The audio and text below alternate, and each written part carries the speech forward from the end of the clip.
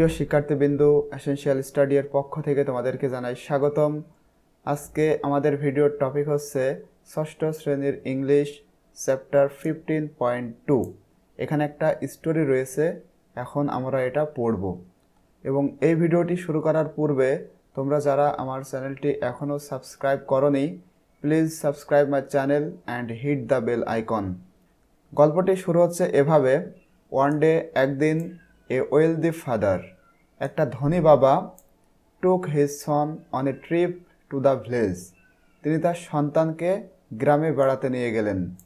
He wanted to show his son, সে তার সন্তানকে দেখাতে চেয়েছিল how people lived there in the village, কীভাবে গ্রামে মানুষজন বসবাস করে, এই জিনিসটা সে তার সন্তানকে দেখাতে চেয়েছিল।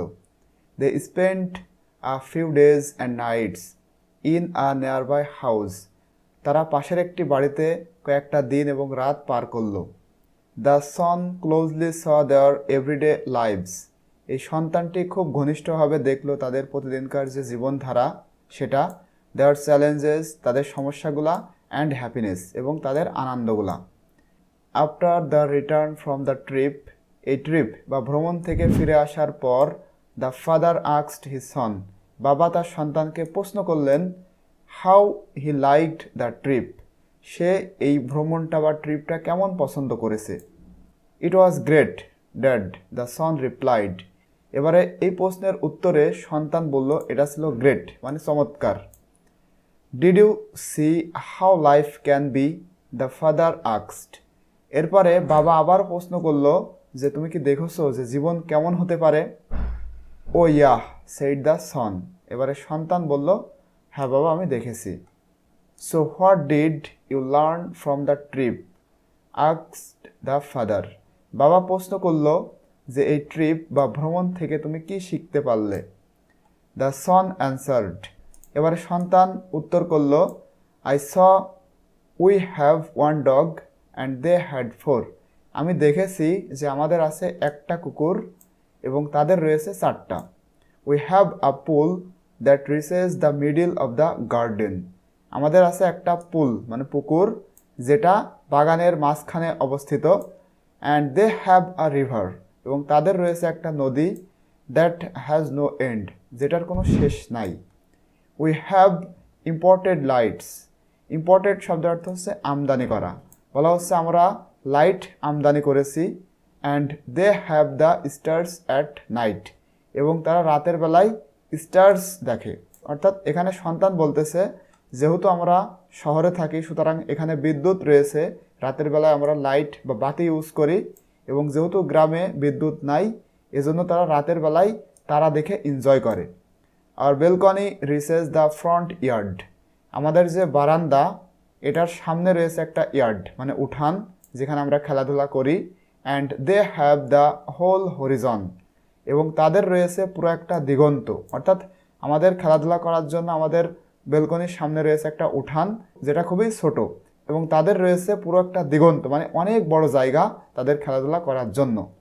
এগেইন আবার we have a small piece of land to live on, আমাদের যে বসবাস করার স্থান এটা অনেক ছোট একটা জমি। And they have fields that go beyond our sight, এবং তাদের যে জায়গাটা রয়েছে ফিল্ড বা মাঠ বা জমি এটা রয়েছে যেটা আমাদের দৃষ্টি ছাড়িয়ে যাবে মানে অনেক বড় জায়গা।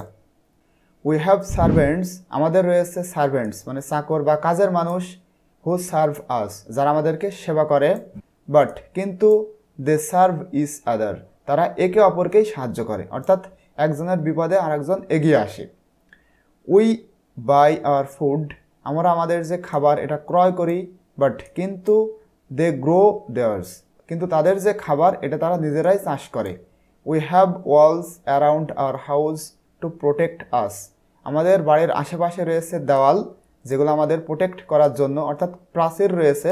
বাট কিন্তু they have friends to protect them, কিন্তু তাদের রয়েছে বন্ধু যারা তাদেরকে প্রোটেক্ট করে, অর্থাৎ মানুষরাই মানুষদেরকে সাহায্য করে বা রক্ষা করে।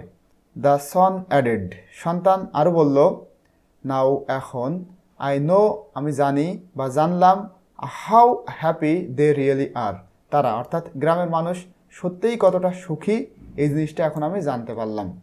হিয়ারিং দ্য বয়, এই বালকের কথা শুনে the father became speechless. Speechless শব্দের অর্থ হচ্ছে বাকরুদ্ধ। বালকের কথা শুনে বাবা হতবাক হয়ে গেল বা বাকরুদ্ধ হয়ে গেল, মানে তার কোনো কথাই আর যেন বেরোচ্ছে না। অ্যান্ড রিয়েলাইজ দ্যাট, এবং বুঝতে পারলো যে city life doesn't always make us happy, শহরের জীবন সর্বদা আমাদেরকে সুখী করে না, এই জিনিসটা সে অনুধাবন করলো।